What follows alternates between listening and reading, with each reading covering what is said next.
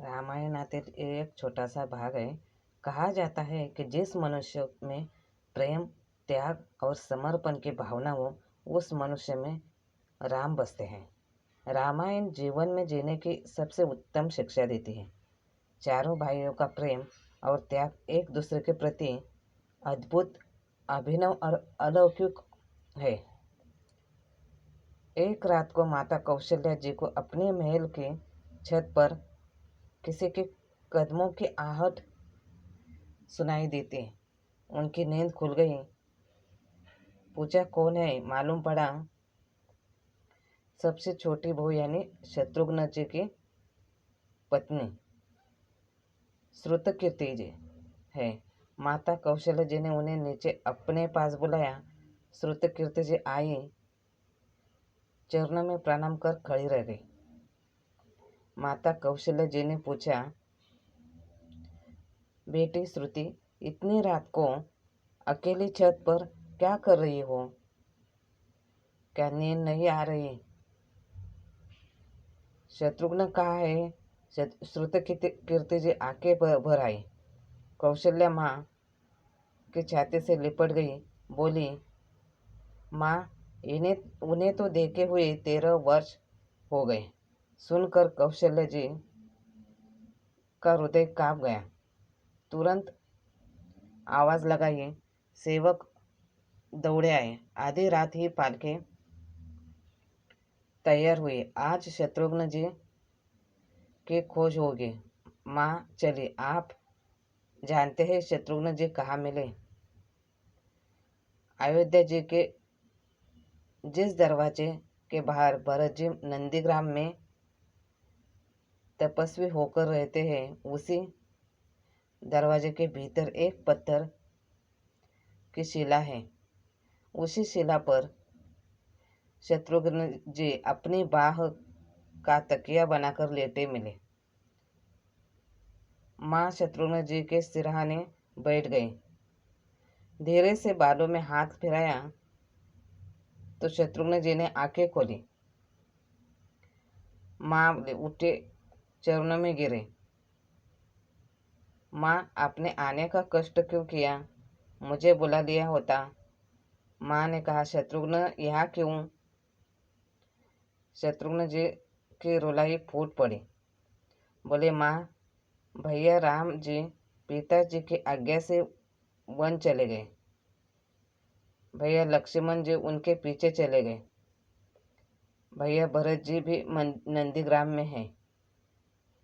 क्या यह महल, यह रथ, यह राजसी वस्त्र विधाता ने मेरे ही लिए बनाए हैं? शत्रुघ्न जी की बात सुनकर माता कौशल्या जी निरुत्तर रह गई। यह राम कथा त्याग की कथा है। यहाँ त्याग की प्रतियोगिता चल रही है और सभी प्रथम है, कोई पीछे नहीं रहा। चारों भाइयों में प्रेम, त्याग और एक दूसरे के प्रति अद्भुत, अभिनव और अलौकिक है। रामायण जीवन जीने की सबसे उत्तम शिक्षा देती है। भगवान राम को 14 वर्ष का वनवास हुआ तो उनकी पत्नी सीता जी ने भी 14 वर्ष का कठिन वनवास हर्ष स्वीकार कर लिया। परंतु बचपन से ही बड़े भाई की सेवा में रहने वाले लक्ष्मण जी कैसे राम जी से दूर हो जाते?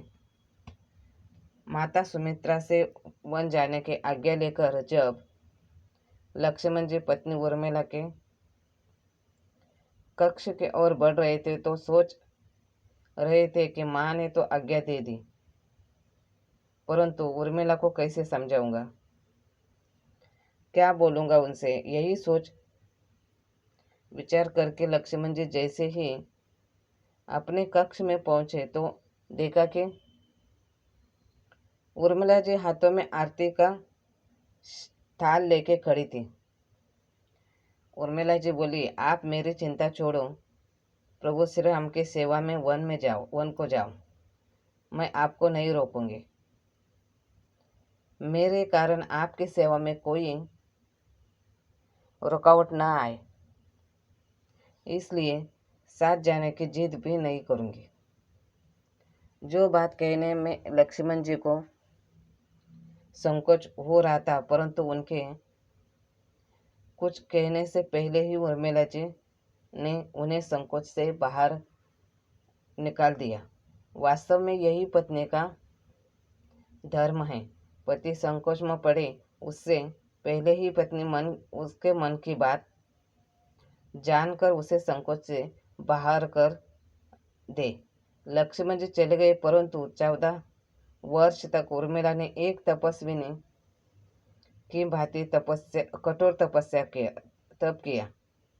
वन में भैया भाभी की सेवा में लक्ष्मण जी कभी सोए नहीं, परंतु उर्मिला ने भी अपने महल के द्वार कभी बंद नहीं किए और सारी रात जाग कर उस दीपक की लौ को बुझने नहीं दिया। लक्ष्मण जी प्रभु श्री राम के साथ वन चले गए, परंतु 14 वर्ष तक पत्नी उर्मिला ने एक तपस्विनी की भांति कठोर तप किया। वहाँ वन में लक्ष्मण जी प्रभु श्री राम पर एवं माता सीता की सेवा में कभी सोए नहीं, परंतु उर्मिला ने भी अपने महलों के द्वार कभी बंद नहीं किए।